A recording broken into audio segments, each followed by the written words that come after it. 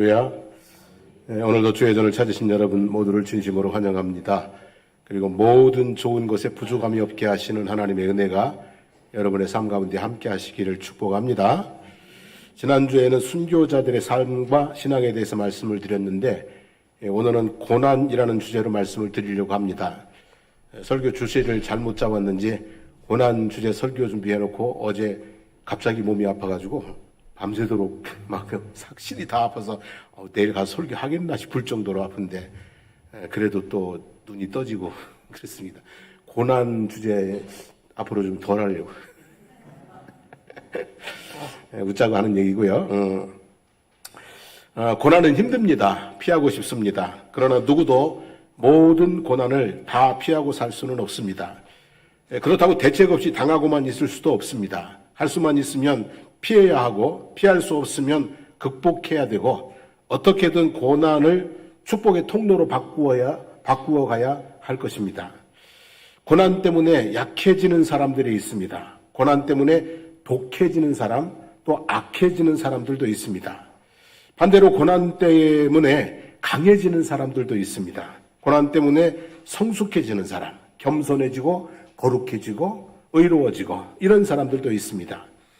우리는 고난 때문에 무너지거나 또는 악독해지는 인생이 아니라 고난으로 인하여 더욱 강하고 아름답고 거룩하게 세워지는 인생을 살아내야 될 줄로 믿습니다. 인생의 고난 앞에서 무너지지 않으려면 고난이 무엇인지에 대해서 알아야 할 것입니다. 역사 이래로 고난이 없던 시대에는 없습니다. 그냥 창조 이래로 지금까지 인류는 다 고난 가운데 살아오고 있습니다. 그래서 이 땅에 살고 있는 모든 사람은 너나 없이 다 고생하고 고난 속에 살고 있어요. 그래서 사람들이 생각을 했어요. 고난의 원인은 뭘까? 도대체 이 많은 고난은 왜 생기는 걸까? 고난의 의미는 뭘까? 하나님께서 왜 인생 가운데 이렇게 힘든 일들을 두셨나? 어떻게 고난에 대처해야 되는가? 어떻게 해야 이 고난을 대처하고 고난 속에서 더 좋은 것을 찾아낼 수 있을까? 많은 고민을 했죠. 그리고 이런 결론을 내린 것 같습니다. 첫째는요, 고난은 나만 겪는 것이 아니라는 것입니다. 고난은 나만 겪는 것이 아니다. 우리 복음성가에도 그런 거 있죠. 왜 나만 겪는 고난이냐고 불평하지 마세요. 왜 이런 슬픔 찾아왔는지 원망하지 마세요. 그죠?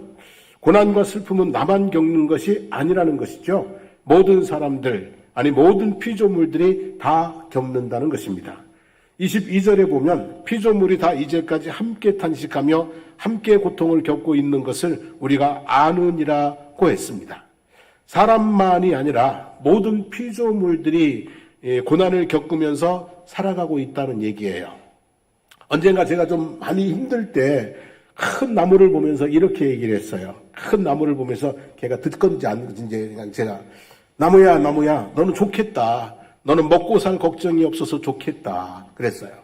너는 좋겠다. 걱정이 없어서 좋겠다 그랬더니 큰 나무가 이렇게 말하는 것 같았어요. 그렇게 말했다는 얘기가 아니라 느낌이 그랬다는 거예요. 제가 팔자 좋은 소리 하지 마세요. 당신은 뜨거운 태양이 내리쬐면 피할 그늘이라도 있지요. 나는 피할 그늘도 없어요. 당신은 태풍이 오면 피할 집이라도 있지요. 나는 피할 집도 없어요. 당신은 추운 겨울이 오면 껴입을 옷이라도 있지요. 나는 입고 있던 옷도 벗고 온몸으로 추위를 견뎌야 해요. 당신은 위험한 상황이 오면 도망갈 수라도 있지요. 나는 나무꾼이 도끼로 내 몸을 때리찍어도 도망갈 발도 없어요. 당신은 아무리 힘들어도 100년이면 끝나지요. 나는 언제 끝날지도 몰라요. 이렇게 말하는 것처럼 들려졌어요. 그래서 나만 힘든 게 아니구나. 너도 참 많이 힘들겠구나. 나보다 네가 훨씬 더 힘들겠구나. 그런 생각을 했어요. 고난을 온몸으로 견디며 살아가고 있는 것, 아무 고난이 없는 것처럼 보여도 보이는 그 나무가 정말 더 많은 고난을 온몸으로 이렇게 다 견디며 살아가고 있는 것 같지 않습니까, 여러분? 또 그런 생각도 해요. 생각해보면 자유로워 보이는, 하늘을 홀홀 나는 자유로워 보이는 새들이 삶의 보금자리를 찾아서 수만리 먼 하늘을 이렇게 날아야 하는 그런 모습도 생각해보면 살아있는 모든 것들은 살아있기 때문에 살아가야 하기 때문에 고난과 고통을 당할 수밖에 없습니다. 사람들만이 아니라 모든 살아있는 피조물들도 나무도 새들도 동물들도 다 고난과 고통을 당하고 있는 것이죠. 그러므로 저는 이렇게 생각합니다. 고난은 생명의 값이라고. 해산의 고통이라는 값을 지불하고 생명으로 태어나서 수고의 고통이라는 값을 지불하고 삶을 살아가고 믿음의 고난이라는 값을 지불하고 천국에 들어가는 것이죠. 고난은 생명의 값입니다, 여러분. 고난 없이 되는 것은 없는 것이죠. 우리 다 잘 아는 이야기지만 바이올린은 나무의 질에 따라 다른 소리를 낸다고 합니다. 가장 좋은 소리를 내는 바이올린은 고산지대의 고난을 견디면서 자란 나무로 만든 것이라고 합니다. 미국의 경우 해발 4,400m의 로키 산맥 꼭대기에서 바이올린 목재를 얻는다고 합니다. 거기는 1년 내내 바람이 심하여 나무 가지들이 한 방향으로만 자랍니다. 크게 자랄 수도 없습니다. 바람 때문에 엎드려서 자라고 있는 것이죠. 그런데 이렇게 추위와 바람에 오래 단련된 나무가 좋은 소리를 내어 고가의 바이올린 재료가 된다고 합니다. 사람도 마찬가지 아니겠습니까? 욥기 23장 10절에 보면 그가 나의 가는 길을 아시나니 나를 단련하신 후에는 내가 정금같이 나오리라. 이 욥의 고백처럼 고난을 통하여 단련되면서 더 고귀한, 더 값진 인생이 만들어지는 것 아니겠어요? 그래서 현재의 고난은 당장은 너무 힘들고 고통스럽겠지만 장차 나타날 영광과 좋게 비교할 수 없도다. 이런 말이 나오는 것이죠. 데이비드 브링클린이라는 사람은 이런 말을 했어요. 신은 가끔 빵이 아니라 벽돌을 던지는데 어떤 이는 원망해서 그 벽돌을 발로 차다가 발가락 하나가 더 부러지고 어떤 이는 그 벽돌을 주춧돌로 삼아 집을 짓기 시작한다고 했어요. 고난이 잘 사용하면 인생의 견고한 주춧돌이 될 수 있다는 거죠. 존 맥스웰 목사님은 이런 말씀을 했어요.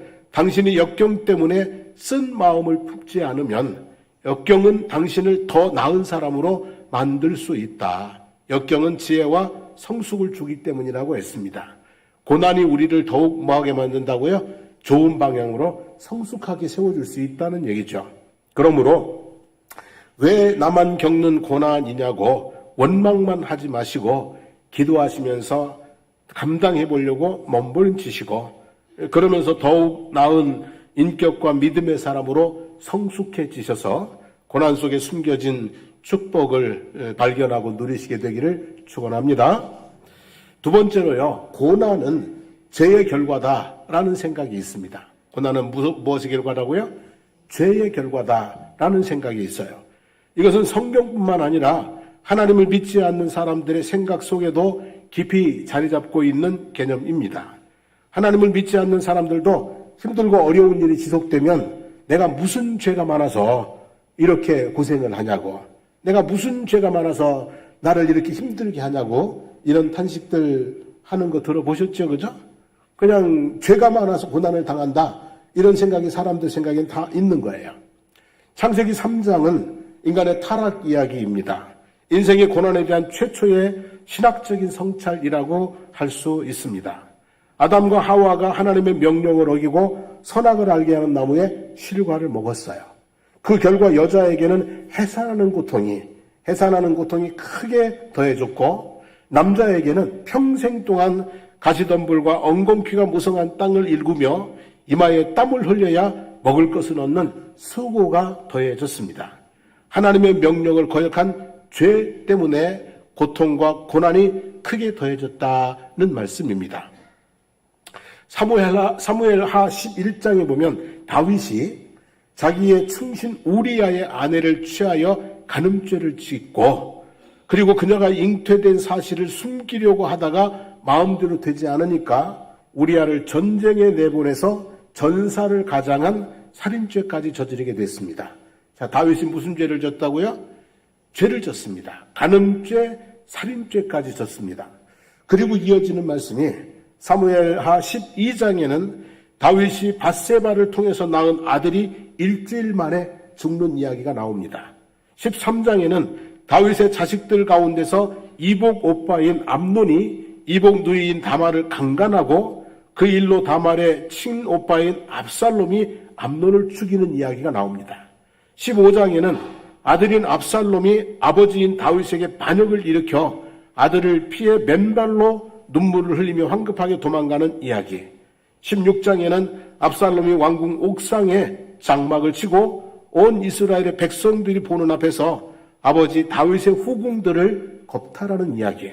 18장에는 반역을 주도했던 압살롬이 죽는 이야기. 20장에는 세바라는 불량배가 반역을 일으킨 이야기들이 쭉 이어져 나오고 있습니다. 여러분, 이 일련의 사건들이 우연인가요? 아니면 우리아의 아내 밧세바를 취하고 우리아를 죽인 죄의 결과일까요? 성경은요, 우연이라고 안 합니다. 이것은 다윗이 하나님 앞에 지은 죄값이라고 합니다. 하나님이 용서하셔서, 다윗이 워낙 마음에 들기도 하고 용서하셔서 왕좌를 계속 유지는 해줬지만 자기가 지은 죄값을, 간음죄값과 살인죄값을 그저 이렇게 가족 안에서 많이 다 당하게 되는 그런 모습이죠. 여러분, 더 편하고 더 재미있게 더 멋지게 더 잘 살아보려고 죄를 짓지만 그 결과는 반대라는 것이죠. 죄 때문에 인생이 더 힘들어진다는 것입니다. 그러니까 인생이 편안하면 죄를 멀리해야 된다는 것이죠. 물론 모든 고난을 죄의 결과라고 판단하는 것은 지나친 해석입니다.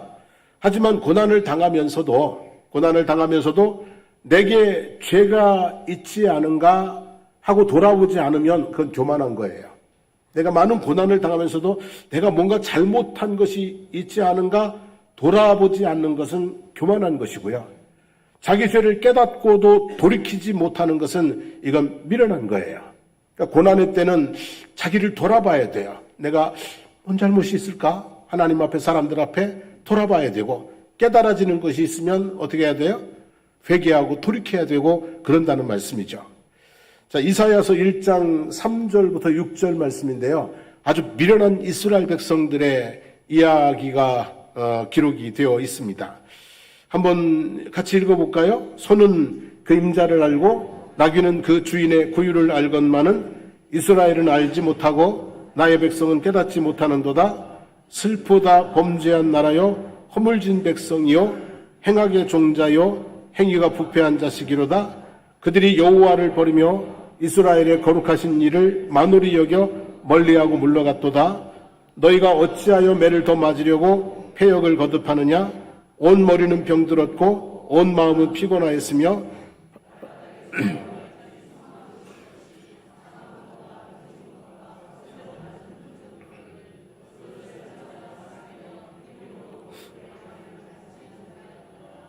아멘. 자, 무슨 얘기입니까, 여러분? 이스라엘 백성들이 고난을 받으면서도 자기들의 죄를 돌아보지 않는다는 얘기예요. 고난 가운데 있는데 자기들의 죄를 돌아보지 않는다는 얘기예요. 그래서 하나님 앞에 정말 더 맞을 곳이 없을 정도로 이렇게 극심한 고난을 당하고 결국에는 나라가 뭐하게 돼요? 멸망의 지경으로 빠져버리게 됐다는 얘기입니다.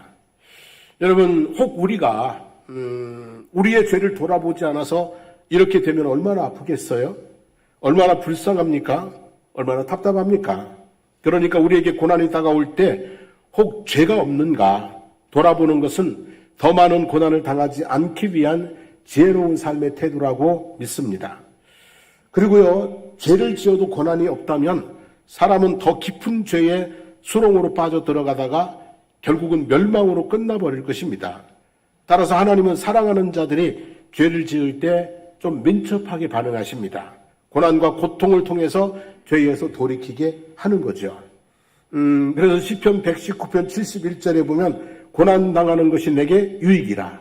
이로 말미암아 내가 주의 율례를 배우게 되었느니라 그랬어요.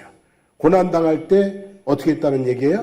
자기를 돌아보고 하나님의 말씀으로 돌아왔다는 얘기예요. 베드로전서 4장 1절에도 그리스도께서 이미 육체의 고난을 받으셨으니 너희도 같은 마음으로 갑옷을 삼으라. 이는 육체의 고난을 받은 자는 죄를 그쳤음이니라 그랬어요. 육체의 고난을 받으면 뭐를 끊는다고요? 죄를 끊는다는 얘기죠. 자, 인생에 갑작스러운 고난이 다가오면 원망만 하지 마시고요. 죄가 있나 한번 돌아보아야 됩니다. 하나님의 말씀을 거스르고 살지는 않았나? 누구의 마음에 원한 맺힌 것은 없는가 돌아보십시오. 또 그렇게 해서 고난을 통하여 더욱 의롭고 거룩한 삶으로 승화되는 은총을 누리게 되기를 바랍니다.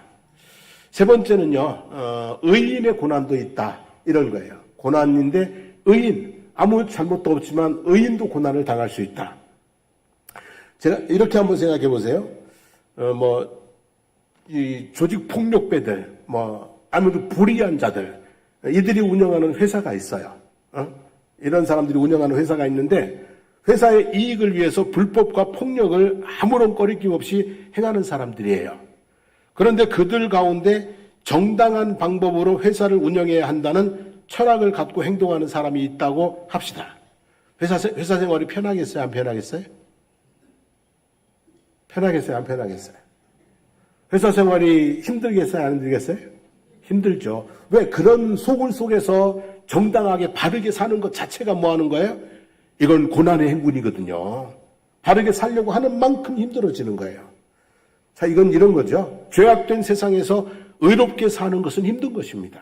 사람들이 다 죄 가운데 살고 있는데 거기서 자기만 고고하게 의롭게 살려고 하는 것은 힘든 것입니다.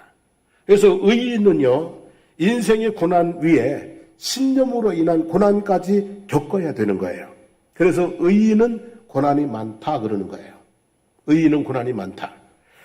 하나님 없이 살아가는 세상에서 하나님을 믿고 산다는 것은 힘든 것입니다. 그죠? 하나님 없이 사는 세상에서 하나님을 믿고 산다는 건 힘든 거예요. 그래서 인생의 고난 위에 신앙의 고난까지 겪어야 하는 것이죠. 이것이 신앙인들의 고난이에요. 그래서 진실한 신앙인들에게는 고난이 있습니다. 이런 거죠. 그런데 다행스러운 것은 하나님께서 의인들의 고난에 함께 하신다는 겁니다. 그냥 고난을 당하다가 아무 구원도 아무 유익도 아무 보상도 없이 끝나지 않게 해주신다는 거죠. 시편 34편 19절입니다. 읽어봅니다. 의인은 고난이 많으나 여호와께서 그의 모든 고난에서 건지시느니라 그랬어요. 옳은 신념을 갖고 옳은 믿음을 가지고 살려고 하면 고난은 많이 있어요. 하지만 그 고난 가운데서 하나님이 건져주시고 그리고 현재의 고난과 비교할 수 없는 나타날 큰 영광과 은총이 있게 될 줄로 믿습니다.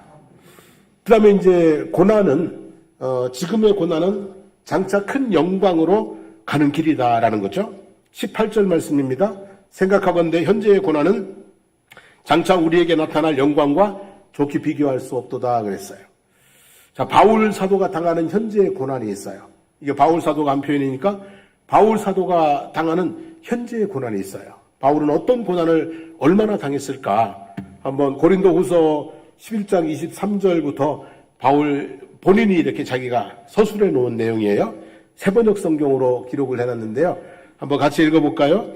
나는 수고도 더 많이 하고 감옥살이도 더 많이 하고 매도 더 많이 맞고 여러 번 죽을 뻔하였습니다. 유대 사람들에게서 41 뺀 매를 맞은 것이 5번이요 채찍으로 맞은 것이 3번이요 돌로 맞은 것이 1번이요 파선을 당한 것이 3번이요 밤낮 꼬박 하루를 망망한 바다를 떠다녔습니다. 자주 여행하는 동안에는 강물의 위험과 강도의 위험과 동족의 위험과 이방 사람의 위험과 도시의 위험과 광야의 위험과 바다의 위험과 거짓 경제의 위험을 당하였습니다. 수고와 고역에 시달리고 여러 번 밤을 지새우고 줄이고 목마르고 여러 번 굶고 추위에 떨고 헐벗었습니다. 그 밖에 모든 것은 제쳐놓고서라도 모든 교회를 염려하는 염려가 날마다 내 마음을 누르고 있습니다. 여러분, 바울이 당한 고난이 좀 느껴지세요? 당할 수 있는 고난은 뭐예요? 다 당한 거예요. 그것들을 한 번으로 끝난 게 아니라 수도 없이 반복되는 정말 날마다 감당하기 힘든 고난과 고난 속에서 삶을 살아왔다는 거예요. 이게 바울이 겪는 현재의 고난이었습니다. 바울의 인생은 정말 고난의 연속이었어요. 하루도 마음 편하고 몸 편할 날이 없었을 것 같습니다. 근데 그 고난이 누구 때문에 당하는 거예요? 바울의 고난은? 자기 때문입니까? 아니죠, 그죠? 바울은 자기 때문에 당하는 고난이 아니에요. 바울이 못나서 그러지 않아요. 바울이 뭐 무식하고 게으르고 고집세고 성질 더럽고 그래서 당한 고난이 아닙니다. 예수님을 만났기 때문에 이방인의 전도자로 살라는 거룩한 부르심에 순종하기 때문에 당한 고난들이었습니다. 만약에 예수 믿기를 포기해버렸다면 이런 고난 안 당할 수도 있었을 겁니다. 예수 믿는다고 해도 전도자의 사명을 내려놓았으면 안 겪어도 되는 고난이었을 것입니다. 로마 시민권을 가지고 있으니 어디를 가도 보호를 받을 수 있습니다. 천막 만드는 기술이 있으니 어디 가도 밥은 먹고 살 수 있습니다. 안전하게 편하게. 그런데 바울은 복음 전도자의 사명을 내려놓지 않았습니다. 왜냐하면 전도자로 살면서 당하는 고난보다 나중에 하나님께로부터 받을 뭐가 있다고요? 장차 나타날 영광이 비교할 수 없이 크다는 것을 깨달았기 때문인 것이죠. 성도 여러분, 예수님 때문에 당하는 고난이 혹 있습니까? 예수 믿는 게 힘듭니까? 교회 다니면서 좀 마음이 아픈 일들이 있습니까? 도망가지 마십시오. 예수님 때문에 당하는 현재의 고난 거부하지 마십시오.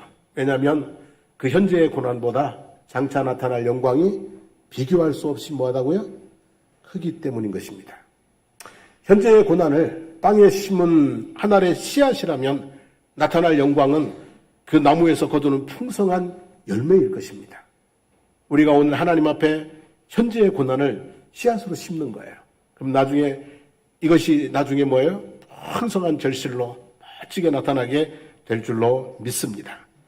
그래서 농부가 풍성한 추수를 기대하며 씨를 뿌리고 기다리듯이 생명의 면류관을 기대하며 주님 때문에 겪는 현재의 고난도 기꺼이 감당할 수 있기를 바랍니다. 이런 마음으로요, 어렵겠지만 오름뺨을 치면 왼뺨도 돌려주고 겉옷달라면 속옷도 주고 억지로 오리 가자고 하면 심유도 동행하고 원수도 뭐하고요? 사랑하고 저주하는 자를 축복하고 세상 사람들과 다른 우리들의 모습으로 믿음의 고난 감당하며 살게 되기를 축복합니다. 자, 말씀 정리하겠습니다. 고난은 나만 당하는 것은 아니다. 고난은 왜 나만 겪느냐고 그러는데 아니에요. 다 하고 있어요. 세상의 모든 피조물들이 다 힘들고 어렵게 살아가고 있어요. 그리고 고난은 죄로 인한 경우도 있을 수 있다. 그러니까 내게 고난이 다가올 때는 우선 남 탓하기 전에 누구를 돌아보라고요? 우리는 고난이 다가오면 누구를 탓해야 되나, 누구를 물고 들어가야 되나 그러는데 고난이 오면 우선 자기를 돌아보기를 원합니다. 자기를 돌아보면서 하나님, 제가 뭔가 잘못된 거 있으면 깨닫게 해주세요 하고 기도하시면서 자기를 성찰하는 시간이 되기를 바랍니다. 예수님 때문에 고난당하는 경우도 있습니다. 그죠? 신앙생활이 은혜 받는 즐거움도 있지만 신앙생활이 힘들고 어려운 부분도 있습니다.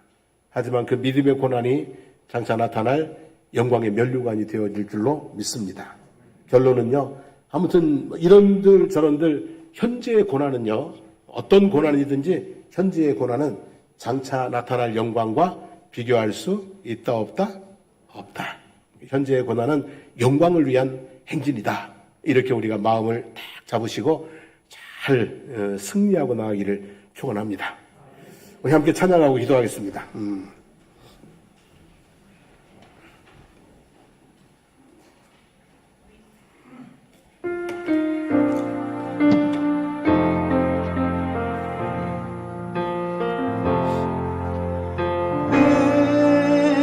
나만 겪는 고난이냐고 불평하지 마세요.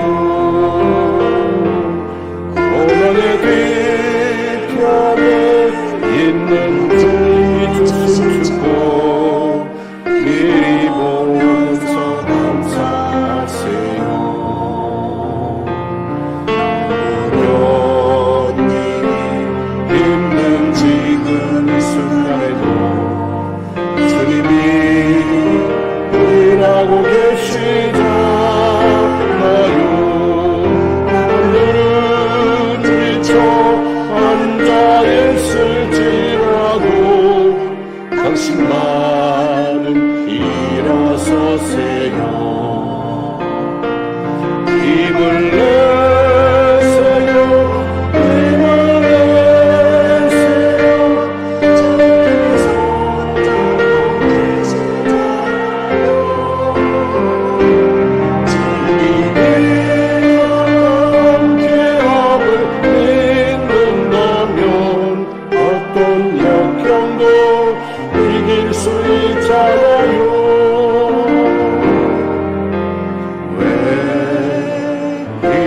슬픔 찾아왔는지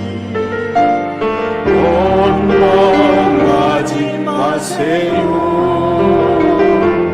당신이 있는 것보다 주님께 받은 은혜 더욱 많은 배 감사하세요.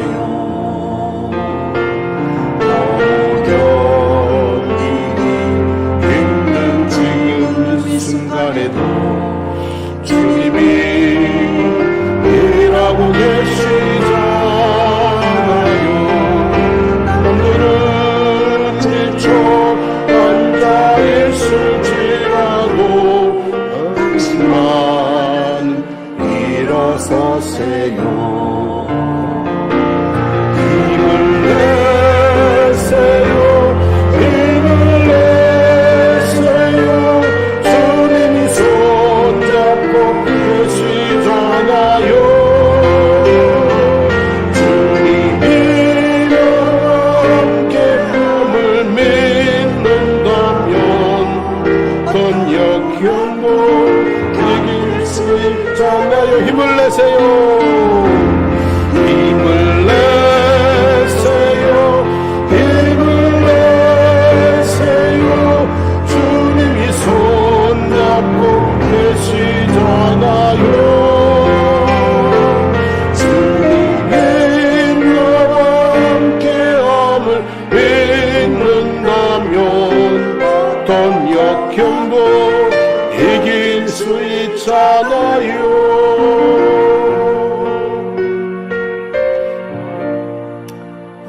혹시 힘들고 어려운 상황 속에 있다면 이거 감당할 수 있는 힘이 내게 있다고 믿으십시오. 그리고 혹시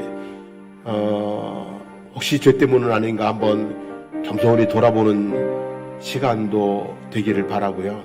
하나님 이 고난을 잘 헤쳐나갈 수 있도록 하나님 인도해 주십시오. 기도하시고 여러분의 가족들 가운데 힘들고 어려운 속에 낙심하고 좌절하고 있는 분들이 있다면 하나님이 붙들어 달라고 오늘 중보 기도하며 나갔으면 좋겠습니다.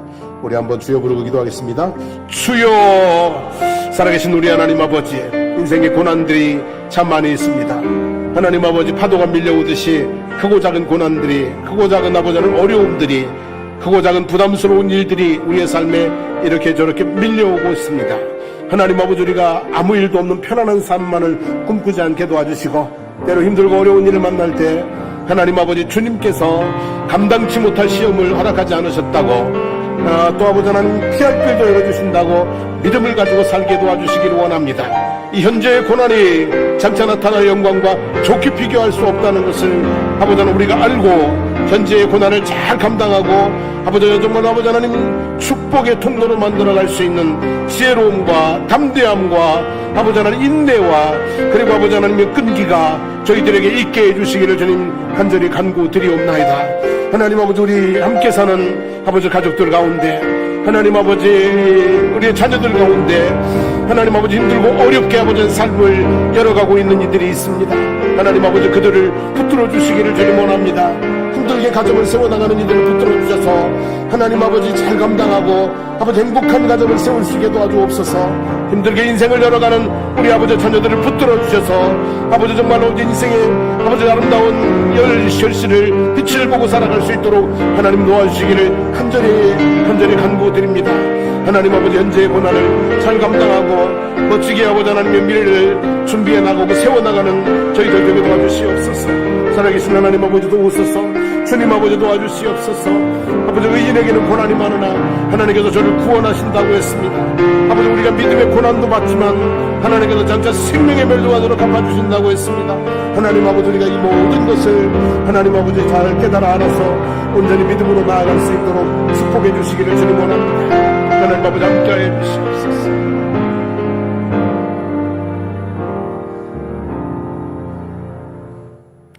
아버지 다윗 왕처럼 한순간에 정욕과 그리고 악함 때문에 죄를 지어서 많은 고난을 겪는 일들이 없게 해주시기를 원합니다. 정말 아버지 죄로 인하여서 고난받는 벌받는 그런 일들을 우리가 하지 않을 수 있도록 해주십시오. 그리고 인생 속에 있는 누구나 겪는 고난이라면 하나님 아버지 그 고난이 축복으로 향하는 징검다리라는 것 우리가 알게 하옵소서. 그래서 피하고 도망가려고 하는 것이 아니라 하나님 그것을 밟고 더 나은 곳으로 나아갈 수 있는 그런 수고를 하나님 포기하지 않도록 붙들어 주시기를 간절히 기도드립니다. 현재의 고난은 장차 나타날 영광과 비교할 수 없다고 했사오니 하나님 힘들다고 원망하고 슬퍼하지만 말게 하시고 소망을 품고 하나님 잘 감당할 수 있도록 도와주시기를 원합니다. 너희가 감당치 못할 시험을 허락하지 않았다고 했습니다. 피할 길을 열어주신다고 했습니다. 현재의 고난은 장차 나타날 영광과 좋게 비교할 수 없다고 했사오니 이 말씀 꼭 붙들고 승리하는 저희들 모두가 되게 해주시기를 원합니다. 특별히 여기 머리 숙인 우리 믿음의 가족들 가운데 하나님 고난의 깊은 곳에 힘들고 어려운 상황에 빠져 있다면 주님께서 손 내밀어 주시고 그 손 잡아 이끌어 주시고 사망의 음침한 골짜기 잘 빠져나올 수 있도록 주여 도와주셔서 주님의 은혜를 노래하며 찬송할 수 있는 귀한 날이 속히 오게 해주시기를 간절히 간구드리옵나이다. 하나님 감사합니다. 성도의 모든 삶 가운데 하나님의 은혜와 그리고 사랑과 축복이 넘쳐나게 되기를 간절히 소망하며 이제는 우리 주 예수 그리스도의 하나님 은혜와 하나님 우리 아버지의 영원 무궁하신 사랑하심과 성령님의 감화감동 충만 교통케 하시는 역사가 고난을 통해서 하나님의 축복의 자리로 나아가기를 다짐하고 돌아가는 성도들 머리머리 위에 삶의 모든 걸음들 가운데 그리고 우리 상승복 교회와 거저 지역과 나라와 민족 위에 이제부터 영원토록 함께 하시기를 간절히 축원하옵나이다. 아멘.